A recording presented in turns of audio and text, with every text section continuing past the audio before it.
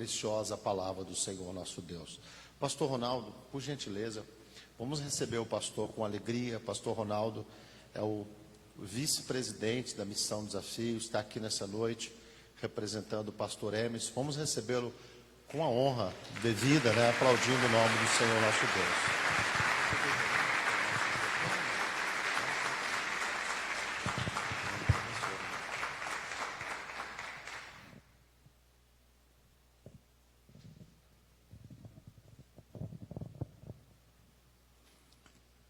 Meus irmãos, a paz do Senhor Jesus. Receba o abraço fraterno do nosso querido presidente nacional, pastor Luiz Bergamin, pastor Emerson Costa, ao qual eu tenho a honra de representar nesta noite, e já digo de antemão que é muito difícil, e do nosso querido fundador e conselheiro da Missão Desafio, pastor Joel Estevanato. Quero agradecer muito a Deus de poder estar aqui com vocês em nome do Senhor e neste momento a gente poder compartilhar a palavra de Deus. Eu gostaria de convidá-los a ficar de pé e fazermos a leitura no livro de Lamentações de Jeremias, capítulo de número 3, versículo de número 18 em diante.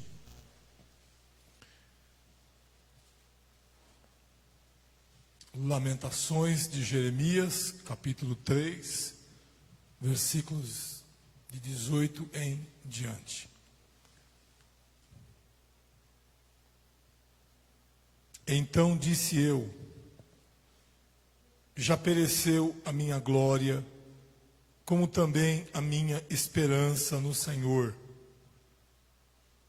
Lembra-te da minha aflição e do meu pranto, do absinto e do veneno. Minha alma continuamente os recorda e se abate dentro de mim. Quero trazer à memória o que me pode dar esperança. As misericórdias do Senhor são a causa de não sermos consumidos, porque as suas misericórdias não têm fim, renovam-se cada manhã. Grande é a tua fidelidade. A minha porção é o Senhor, diz a minha alma, portanto esperarei nele.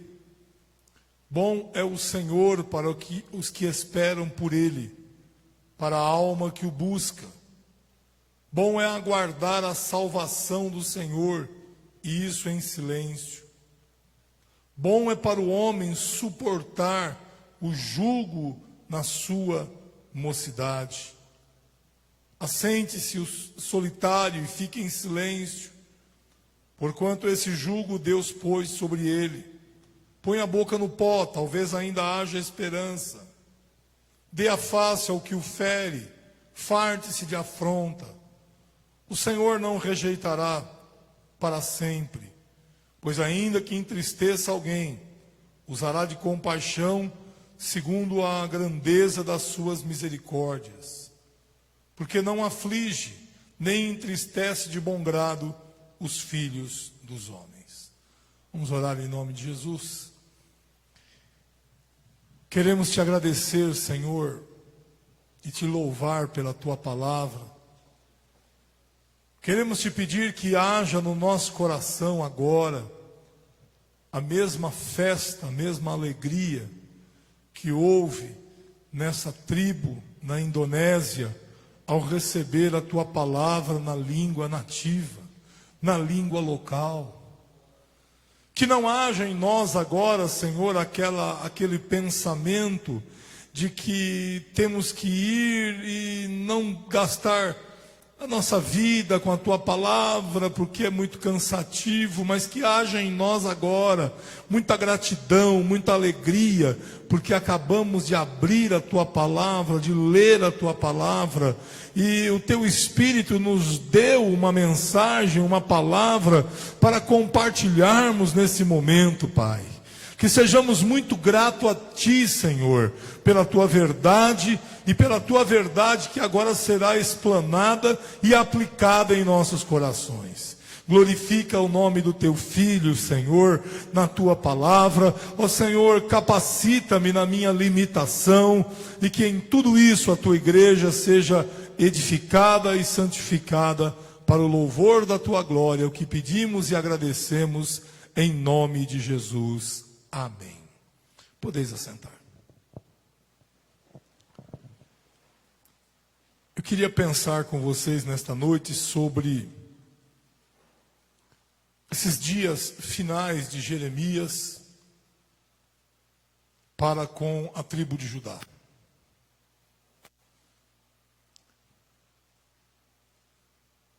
Jeremias, ele em vida, ele viu os resultados da desobediência e da infidelidade. Esse livro de Lamentações são não apenas sentimentos da alma de Jeremias, mas também aquilo que ele viu na cidade. Este homem que, pelo menos 25 anos do seu ministério, ele aplicou em transmitir, ajudar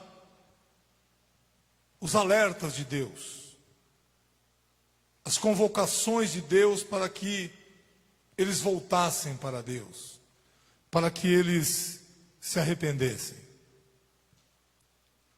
E eles não quiseram se arrepender. Eu queria pensar com vocês, queridos, não me atendo a querer dizer que vocês ou que nós temos que ser uma igreja missionária. Eu acho que isso a gente já ouviu demais. Não que não possamos ouvir. Mas eu queria pensar hoje na nossa caminhada missionária, se a gente de fato está cumprindo aquilo que Deus espera que a gente cumpra. A gente não sabe pela Bíblia como é que os dias de Jeremias terminaram. É possível que ele tenha terminado seus dias morrendo velho já no Egito. É uma possibilidade. Mas uma coisa nós sabemos: que aquilo que Deus deu a ele para ele fazer, ele fez. Ele anunciou, ele cumpriu. Esse capítulo 44 de Jeremias, historicamente, é o último contato dele com Judá. É o último. Contrariando a direção de Deus, Judá foge para o Egito e Jeremias é levado para lá. Mas Judá já estava nas mãos de Nabucodonosor. Já estava nas mãos da Babilônia. Mas Jeremias não deixou de cumprir o seu mandato profético. Não deixou. Eu fico pensando ao assistir, por exemplo, um vídeo como esse, nas pessoas que participaram dessa tradução. Não a gente reconhecer os méritos, mas como Deus os vê. Eu estive ouvindo, alguns anos atrás, um casal de missionários alemães, que eles deram 40 anos da vida deles aqui no Brasil, para traduzir a Bíblia, Antigo e Novo Testamento, para uma etnia indígena brasileira, para uma. Eles deram 40 anos da vida deles. Eles cumpriram o mandato deles. Eles cumpriram o que Deus esperava deles. Assim como Jeremias cumpriu o que Deus esperava dele. E eu gostaria de pensar sobre isso. Estamos cumprindo o nosso mandato missionário? Que o temos, as Escrituras nos garantem isso. Que devemos fazer Cristo conhecido entre as nações? É perda de tempo discutir isso. Porque a Bíblia nos diz que devemos fazê-lo. Jesus disse que nós devemos fazê-lo. A questão é, como nós estamos fazendo?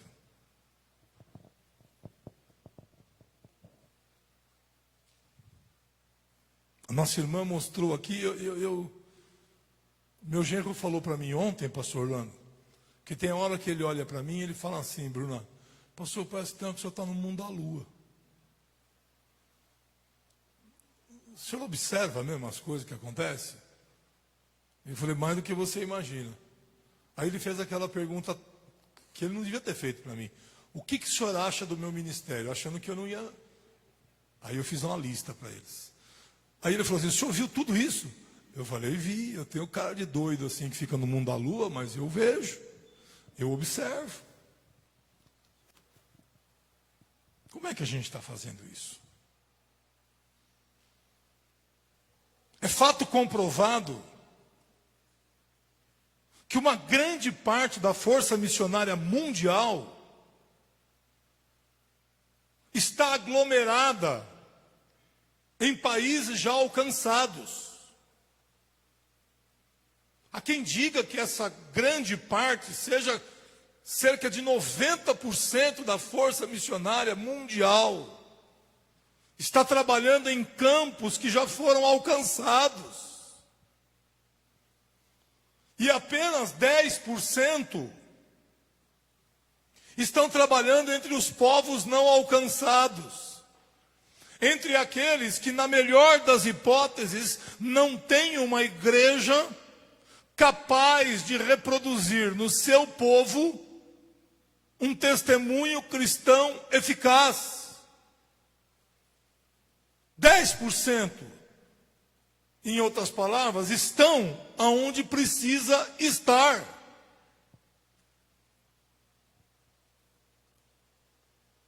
Se você pegar hoje na Bolívia, por exemplo, em toda a Bolívia, e for ali olhar quantos missionários brasileiros tem ali, você vai se surpreender.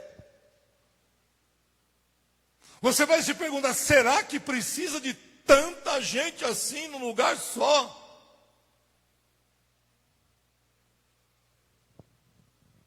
Quando em outros lugares do mundo não tem ninguém.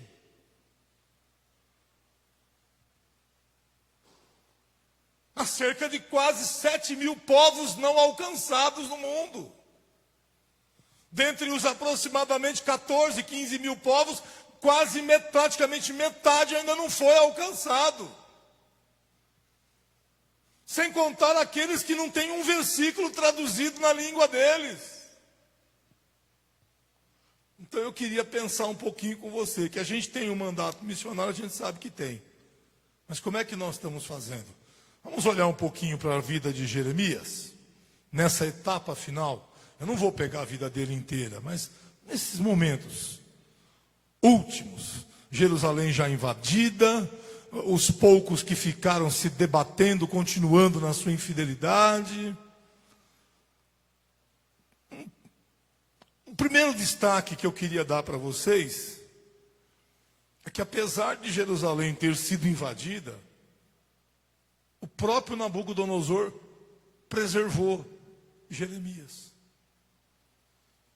No capítulo 39, versículos 11 e 12, nós vemos isso. Mas Nabucodonosor, rei da Babilônia, havia ordenado acerca de Jeremias a Nebuzaradã, o chefe da guarda, dizendo: toma-o, cuida dele, e não lhe faças nenhum mal, mas faze-lhe como ele te disser. Há alguns anos atrás, conversando com um amigo missionário, que estava trabalhando no Iraque, nos tempos de Saddam Hussein, aquele ditador sanguinário, esse missionário precisava entrar com uma carga de Bíblias no Iraque. E ele sabia que se ele fosse pego naquele momento, naqueles dias de Saddam Hussein, ele seria morto. Mas ele precisava levar a Bíblia, o carregamento de Bíblias. E Deus fez algo semelhante. Ele foi descoberto, mesmo andando por estradas escondidas do Iraque, o caminhão foi pego. Foi levado diante de Saddam Hussein. Saddam Hussein perguntou, falou para o intérprete perguntar para ele o que é que tinha naquele caminhão, mesmo sabendo. E ele disse, tem Bíblias. E ele disse, você sabe que eu não quero Bíblias aqui dentro. Ele disse, eu sei. E estou pronto a morrer por causa disso. Mesmo que as Bíblias não cheguem. Diz que Saddam Hussein parou e ficou olhando para ele e disse assim, você é capaz de morrer por causa desse livro? Ele disse, sou. A minha vida está na sua mão.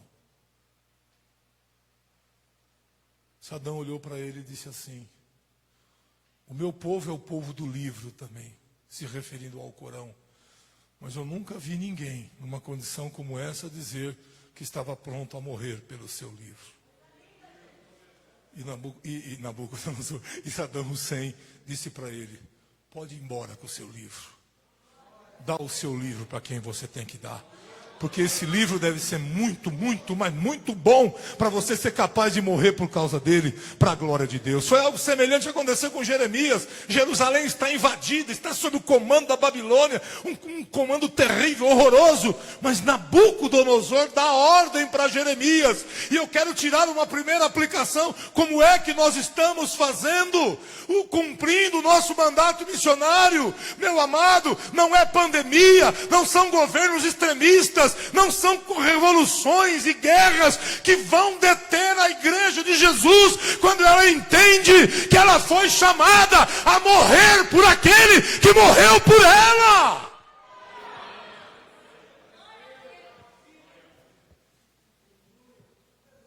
A questão não é morrer, a questão é a mensagem chegar. Nabucodonosor foi preservou a Jeremias.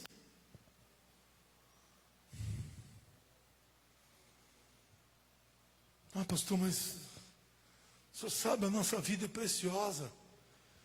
Mas me parece que não é isso que Paulo entendia. Lá em Atos 20, Paulo diz, eu não tenho a minha vida por preciosa, senão que tão somente eu cumpra o ministério que recebi das mãos do Senhor. Como é que nós estamos exercendo o nosso mandato missionário? Nos autopreservando ou nos entregando para que o nome dele seja conhecido, para que o nome dele seja glorificado e vidas sejam transformadas como estas?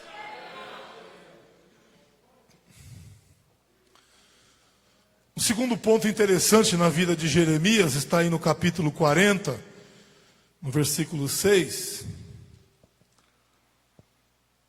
que Jeremias não foi levado para a Babilônia.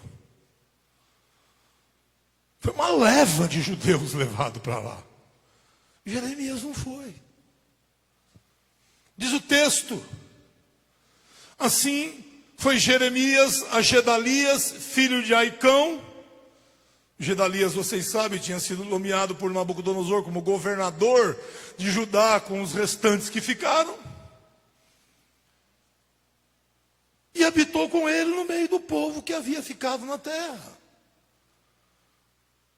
Jeremias não vai para o cativeiro. Jeremias continua ali, com o que sobrou.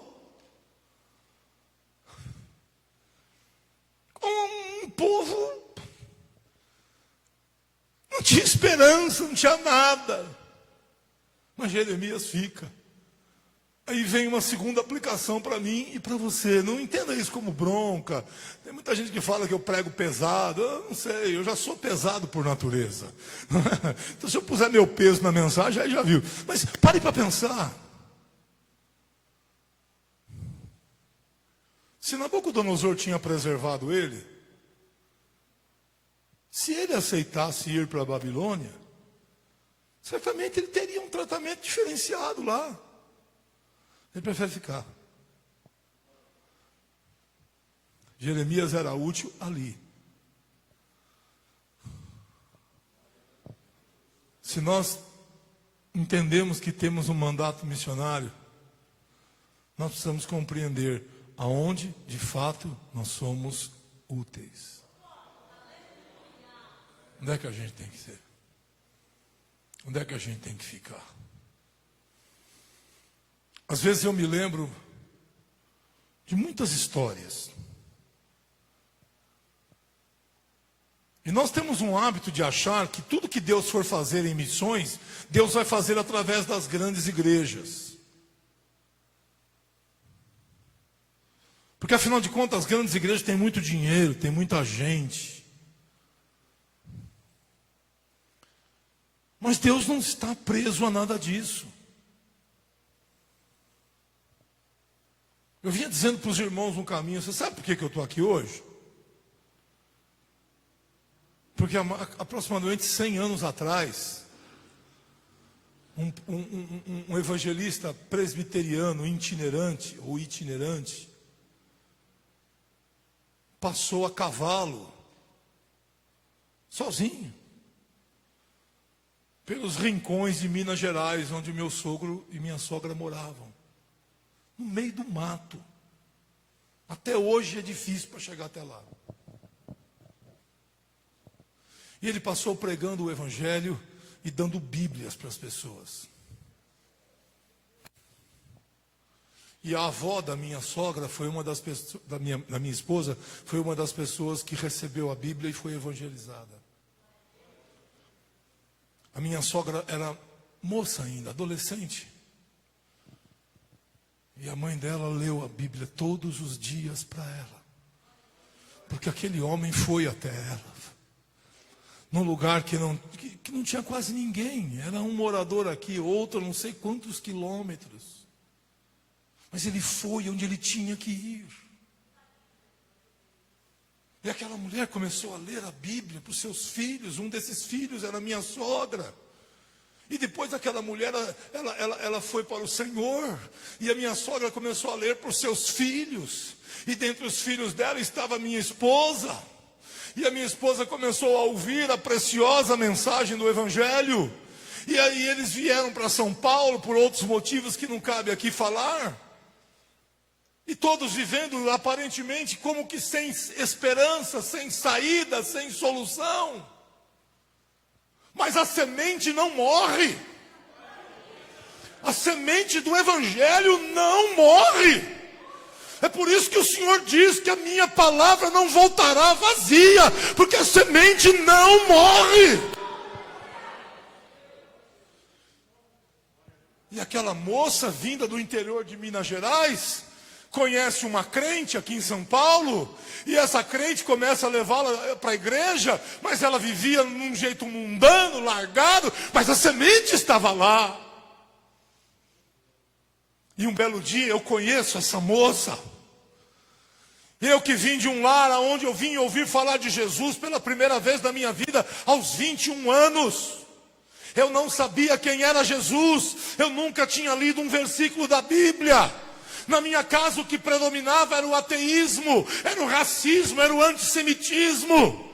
E de repente eu conheço essa moça que estava vivendo no mesmo mundanismo que eu, mas a semente estava lá, porque alguém foi aonde tinha que ir. E dali a pouco essa moça está aceitando a Jesus.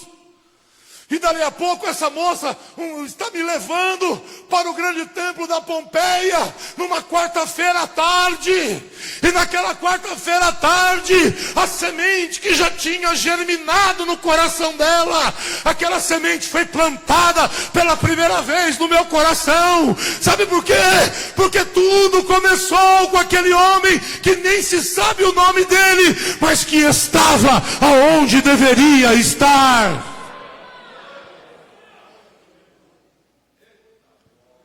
Se você ler o texto, Jeremias tinha opções. O próprio Nabucodonosor disse: mas faze-lhe como ele te disser. Ele vai lá para Mispa, fica lá com Gedalias por um tempo, porque ali era o lugar que Deus o queria. Missões não se faz aonde a gente quer. Missões não se faz aonde a gente acha que tem mais habilidade ou capacidade. Missões a gente faz aonde precisa. Uma das coisas que eu queria muito que a igreja brasileira entendesse, que missões se faz aonde Deus olha e diz: aí precisa. Pela igreja local, nós atuamos num povoado no sertão de Alagoas chamado Campo Alegre. É um dos lugares mais miseráveis que eu já fui, é um dos lugares mais carentes que eu já fui. Moram poucas pessoas ali, talvez 100, 200, não mais do que isso. Ali, por incrível que pareça, a droga tem lugar, o álcool tem lugar, a prostituição tem lugar. Tudo que não presta parece que ali tem lugar. Mas o lugar da igreja é aonde precisa. E ali eles estão pregando o evangelho. A igreja talvez seja dessa largura aqui. Não sei.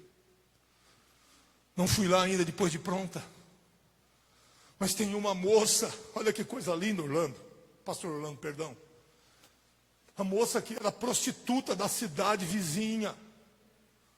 A moça que no último carnaval, antes dela se converter, a mãe foi buscá-la na praça, ela estava totalmente nua, embriagada e drogada. A mãe traz ela para dentro de casa, na pancada. E um dia, naquela cidade pequena, naquela cidade sem nada para se atrair, um missionário chega, um missionário prega a palavra para essa moça. Essa moça é alcançada por essa semente que não morre.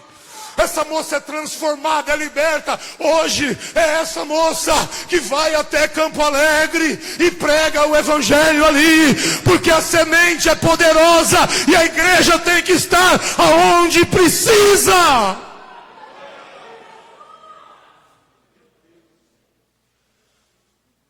Terceiro, não vou ser estendido não.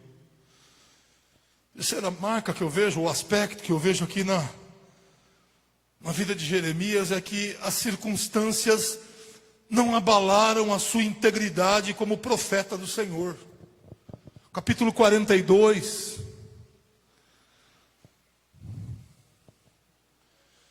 Versículo 1.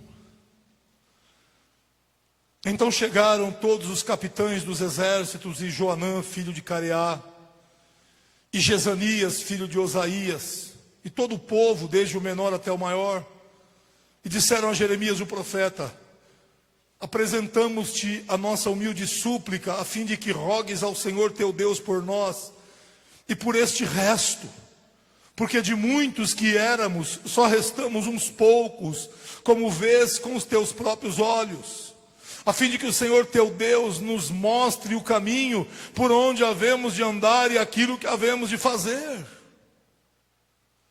Respondeu-lhe Jeremias, o profeta: já vos ouvi, eis que orarei ao Senhor vosso Deus segundo o vosso pedido. Tudo o que o Senhor vos responder, eu vô-lo declararei, não vos ocultarei nada.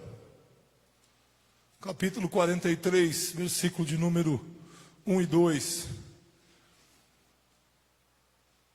A palavra que Jeremias leva para eles é uma só: não vão para o Egito, fiquem aqui.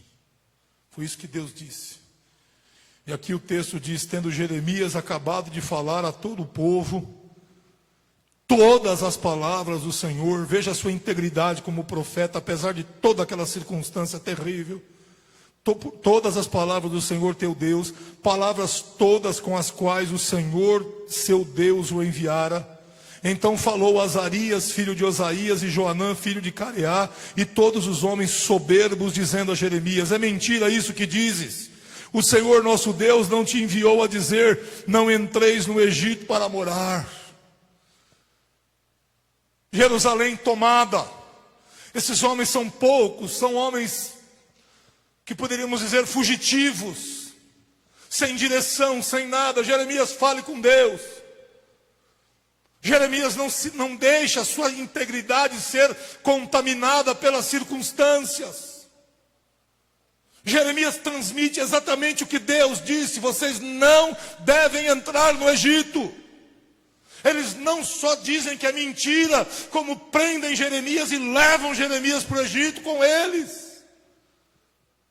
Passam-se alguns anos, vem a batalha de Carquemes, Nabucodonosor invade o Egito, domina o Egito, e a destruição que já era grande se torna ainda maior. Eu tiro aqui uma terceira aplicação para nós. O nosso mandato é inegociável. O mandato missionário da igreja é inegociável. A gente não troca ele por nada. A gente não troca ele porque agora, olha, vamos fazer o seguinte: em vez de a gente gastar todo esse dinheiro lá com esses missionários, com uma lista que a gente viu aqui pela glória de Deus, vamos fazer o seguinte, vamos gastar com a gente. Isso é negociar mandato. Sabe por quê? Porque o mesmo Deus que deu provisão para a gente cuidar de todos eles, irmã Tatiana, Deus também vai dar para nós, porque afinal de contas nós somos filhos de Deus. Mandato missionário não se negocia. A gente foi chamado para pagar um preço, para que o evangelho chegue até a última fronteira. Se tinha 42 e grande parte, né, quase 70% não quer, não tem problema. Sabe por quê? Porque Deus, Ele não para por causa daqueles que param com Ele. Deus vai até o fim. Deus vai prover vocês. Nunca negocie o teu mandato missionário. Nunca negocie. Nunca, jamais. Porque Deus está conosco quando nós estamos dentro do que Ele quer de nós.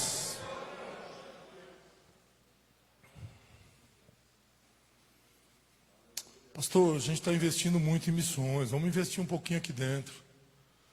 Hoje de manhã eu estava reunido com minha filha lá, que cuida da parte de mídia. E pai, precisa fazer investimento na igreja e tal. E daqui a pouco já começa a fazer conta e mostrar para mim. Pai, não sei o que, pai, não sei o que lá. O pai está chegando perto de 50 mil, o pai está pegando... Eu falei, minha filha, fique em paz. Se isso aí for de Deus, Deus vai dar. Irmãos, eu sou pregador velho, eu não sou pregador modernista, que quando quer fazer alguma coisa vai no banco pedir empréstimo. Eu não peço empréstimo para banco, eu dobro o meu joelho, não sou melhor do que ninguém, e eu peço àquele que é o dono do ouro e da prata. Não peço para ninguém ser igual a mim, cada um eu respeito, mas eu tenho isso comigo. Eu aprendi desde o dia que Jesus me chamou, com a minha mulher em cima de uma cama, completamente anestesiada, e ela começou a falar em línguas estranhas, e eu no meu pensamento, eu pensei, tadinha, ela está variando, e Deus abre a boca dela, e diz para mim assim, minha filha não está variando, sou eu que te chamo, sou eu que falo contigo, e a partir de hoje, você vai cuidar das minhas ovelhas, e eu te suprirei, e eu creio piamente nesse Deus que não desampara, nesse Deus que está com a sua igreja, desde que ela não negocie o seu mandato missionário. Tinha 42, talvez amanhã tenha 6, essa lista vai aumentar. Essa lista vai aumentar. Pastor, mas não tem como. Essa lista vai aumentar. Sabe por quê? Porque Deus está vendo a fidelidade de vocês. Você não veio aqui na frente para dizer, a gente começou apoiando 10 missionários, mas porque 60%, 70% parou, a gente também parou, vocês não pararam. Por isso que mandato missionário não se negocia, e quando a gente não negocia, Deus vai abrindo, Deus vai alargando, Deus vai chamando, Deus vai trazendo, Deus vai capacitando, Deus vai provendo. Este é o Deus da Bíblia, e não desta igreja progressista, que quer fazer a obra de Deus, negociando o seu mandato, e não dependendo de Deus. A nossa igreja, o Brasil para Cristo, é uma igreja que depende de Jesus, que depende do Espírito Santo. Nós falamos aqui, temos 1.500, 2.000, olha o que Ele faz com esses 1.500, olha o que Ele faz com esses 2.000, olha o que Ele faz com esses 200, olha o que Ele faz com esses 50. Porque a gente não negocia o nosso mandato, seja qual for a circunstância. Esse simpósio, o último agora, no primeiro dia, né, pastor Orlando, pastor Paulo? Quando nós olhamos ali, a quantidade de sócio mantenedor, eu falei para o pastor Emerson, falei para o pastor Emerson, a gente precisa orar. Por quê, pastor? Rapaz, na primeira noite entrou 6 somente. 6. Nós precisávamos de 300. A segunda noite deu uma melhoradinha, mas longe dos 300. Mas nós não negociamos nosso mandato. Vamos deixar. Não. Falei, pastor Emerson falou para nós, vamos orar. Nós oramos lá na sala, né, pastor Orlando? Pastor Paulo, nós dobramos nossos joelhos e clamamos ali. Aleluia. Agora o último levantamento que o Fabiano, o gestor da missão, passou para nós.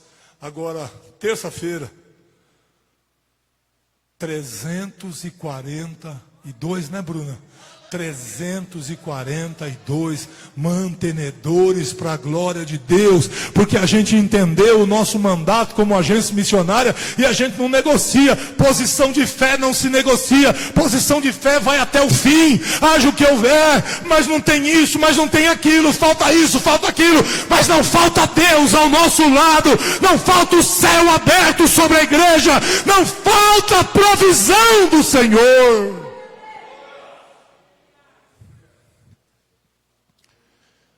Último lugar, que o tempo já avança.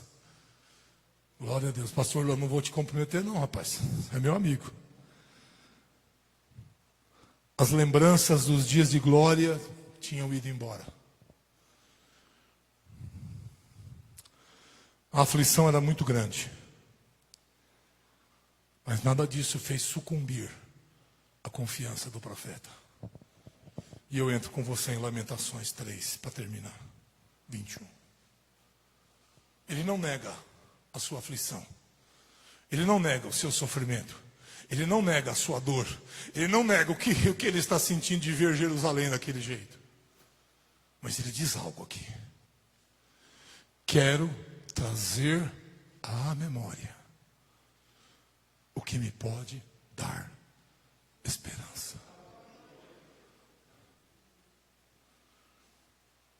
Na nossa caminhada missionária, no exercício do nosso mandato missionário, tem hora que você olha, você fala, meu Deus, não é possível. Tudo que nós planejamos deu tudo errado. Tudo que nós achávamos que íamos fazer, íamos isso, aquilo, ajudar, não aconteceu.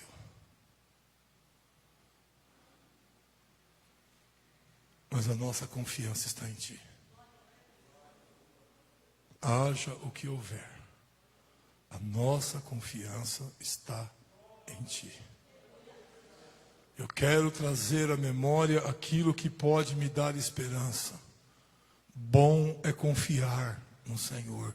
É isso que me dá esperança. Alguns anos atrás, 6 horas da manhã, o telefone de casa toca.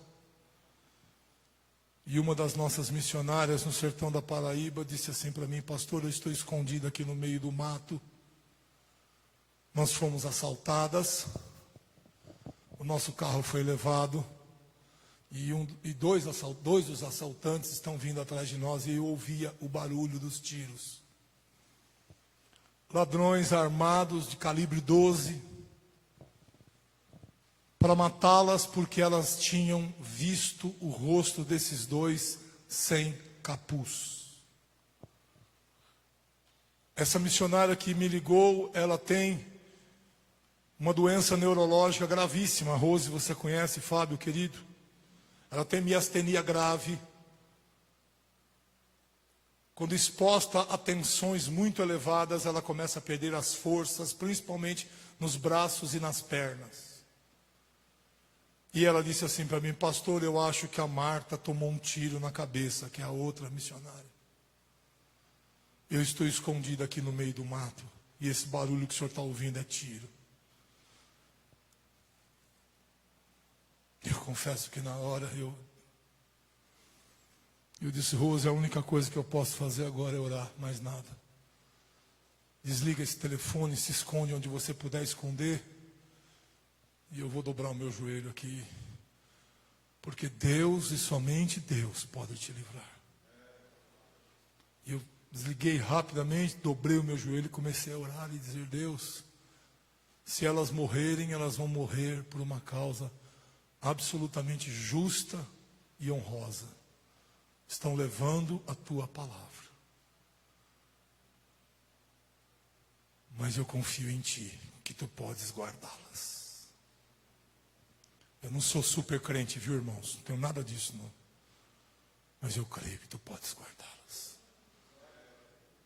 Tu guardaste Daniel na cova dos leões. Tu guardaste Sadraque, Mesaque e Abdenego naquela fornalha de fogo. Tu és Deus para guardá-las, Senhor. Mas se tu permitires que uma bala dessa acerte, parece que a Marta já foi atingida, Senhor, nós vamos descansar e crer que foi a tua permissão. E fiquei ali orando. Lá pelas 10 da manhã o telefone toca de novo. Ela disse assim: pastor, o senhor orou? Eu disse: orei, filha, até agora há pouco. Pastor, os 2 bandidos que vieram atrás de nós foram assassinados pela polícia. Enquanto eles vinham atrás de nós, a polícia ia atrás deles. Antes que eles me alcançassem, a polícia os alcançou. Eles trocaram tiro com a polícia, eles estão mortos. E posso dizer uma coisa também para o senhor, porque eu já logo perguntei: e a Marta? A Marta, pastor, a gente não sabe explicar. O bandido atirou assim na frente do vidro do carro. A bala, ela tinha tudo para entrar na testa dela. Ela sentiu o vento da bala passar. Mas sabe qual é a impressão que deu, pastor? Que a bala foi desviada. Aleluia. Sabe por quê?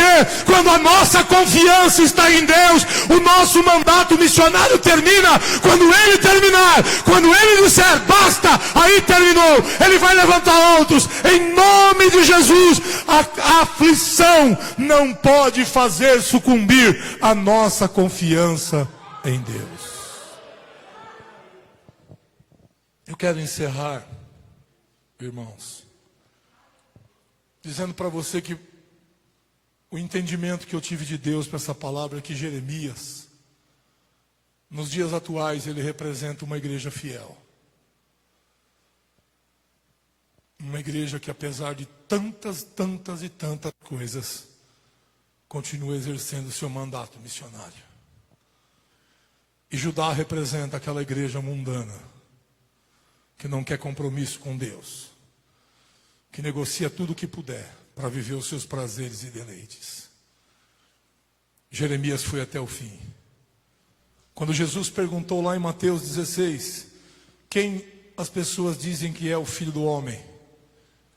Um dos homens, um dos nomes que é lembrado ali é Jeremias. É sinal que esse cara deixou um mandato profético glorioso na história do povo dele. Nós somos essa igreja fiel. Nós somos essa igreja que olha para R$200 e fala: tu podes fazer isso aqui virar 20 mil. Nós somos a igreja, queridos, que, como a gente costuma dizer, com pouco a gente faz muito. Sejamos essa igreja fiel, como esse profeta foi fiel ao seu mandato até o fim. O nosso galardão, vocês sabem, não está aqui. Nós vamos receber dele. Não desanime, não. Viu? Eu não estou profetizando para a senhora que vai ter 200. Talvez não tenha 5. Mas a provisão vem. Eu estou falando isso porque eu vivo isso. A nível local. A provisão vem. Deus não desampara. Cumpramos o nosso mandato missionário com fidelidade. Que Deus abençoe. Meu amigo, muito obrigado pela confiança. Que Deus te guarde em nome de Jesus.